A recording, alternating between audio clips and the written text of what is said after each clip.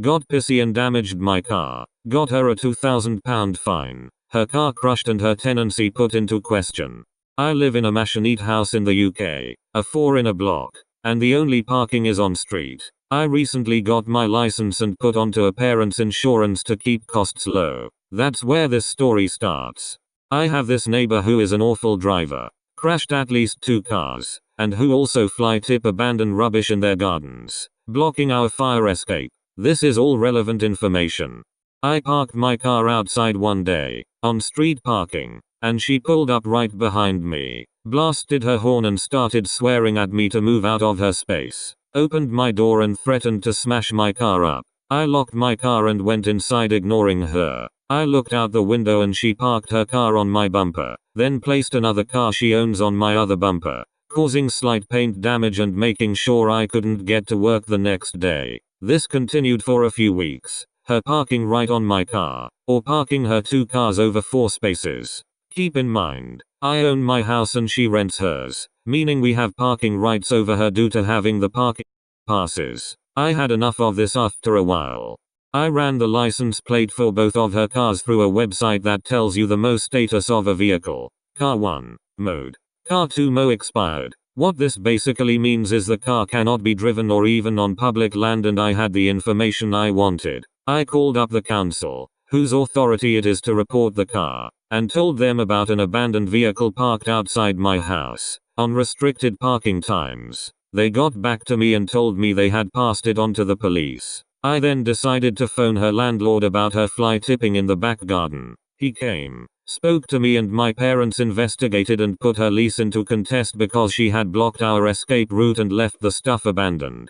I kept calling about the car, every day for about a month, until one day she moved the car to another car park around the corner, again onto public land. I reported it again, this time with evidence it had moved. The council arrived that day and stuck a ticket on it saying that they were made aware the vehicle was abandoned and the owner had to contact them to get it moved. Today, I woke up and saw a note taped on the car saying that the vehicle will be crushed in 7 days if she doesn't respond to them, and the car has an outstanding fine of £1,872.82 and it will increase if this action is taken, meaning she calls them or gets it crushed. Safe to say I don't think she will damage my car or swear at me again. I also don't think in future she will ignore the council's calls for her to respond to them. £1,872 is a lot of money to lose in one go, even more if her car got crushed. For all Americans, here is that converted into dollars. Next post. How I inadvertently brought down a crime ring. Strap in, this is fairly long.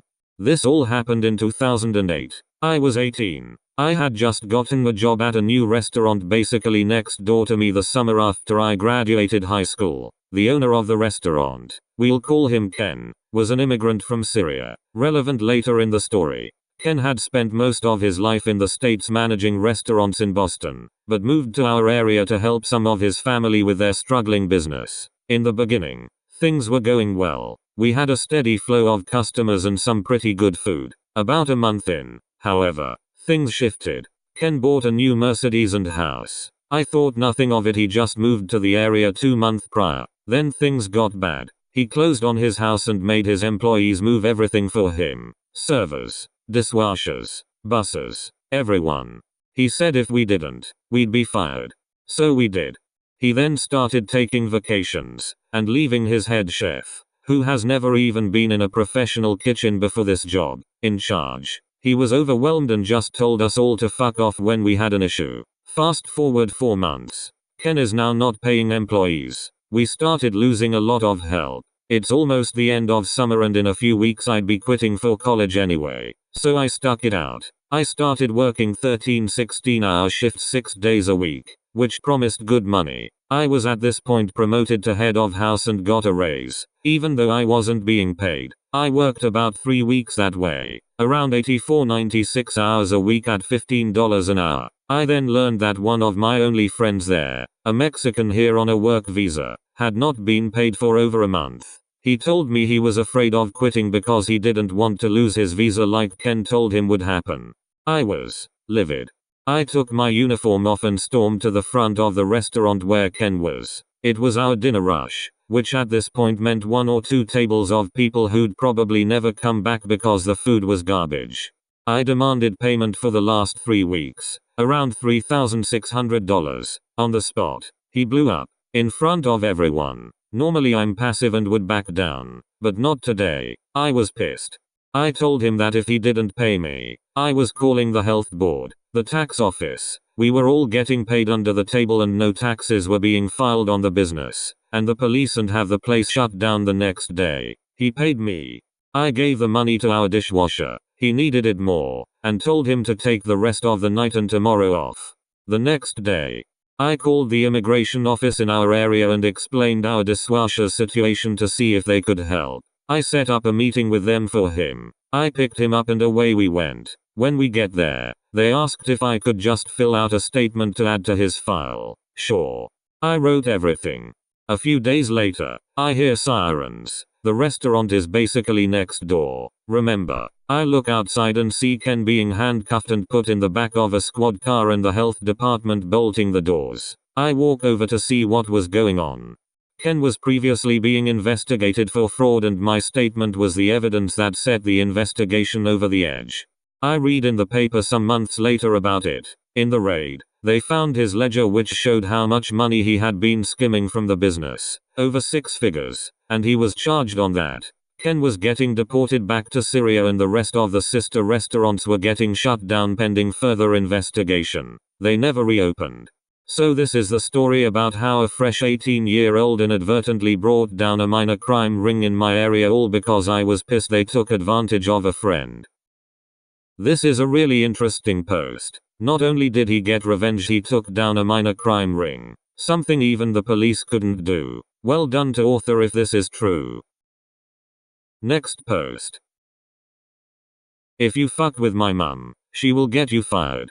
So, a bit of backstory. My dad cheated on my mum a while ago with some nutjob tart. For some reason, this tart got a hold of my mum's number and would send her hurtful, vile text messages saying shit like "Dad's name loves me now, not you. Get over yourself" and shit like that. My mum rose above that though, and ignored it best she could. But one day, Tart came to the house. God knows how she got the address. But one day, Mum heard a knock at the door and there she was. Mum did not like that. Apparently Tart came to the house to just talk, which was bullshit. She obviously went there to intimidate my mum and she was having none of it. She was pointing her finger in my mum's face and saying shit like "stay away from Dad's name." My mum started yelling at this Tart to get the fuck off of her property before she called the police. This attracted the attention of our neighbors, who all knew about the situation, who proceeded to scare her off. Mum said she wanted to deck the Tart then and there, but knew that she couldn't be on the wrong side of the law, and aggravated assault is still assault, so she had to be sneaky. She looked up this Tart, her name, where she lived and where she worked. Turns out, she worked in a high-end care home. Now, you have to be of completely sound mind to work in an expensive care home, and showing up at someone's house doesn't exactly mean you're of sound mind, does it? So my mum called the care home, explained the situation, and they said they would sort it. They gave Tart an ultimatum: either accept a resignation or we sack you. She accepted her resignation. Mum then got a call from Tart saying that she couldn't get a mortgage and couldn't afford to live now, which was bullshit, considering she was divorced 3x before and still has child support, and was also living with my dad, who worked full time. Either way, my dad eventually left her in the dust and Mum didn't take him back. Her sons are in prison for assault, due to bad upbringing. Anyway, my mum got someone sacked for threatening her. I love this post. Not only is it a good revenge, I just love the way she called her a tart the whole time. Thanks for watching. Please like, subscribe and share.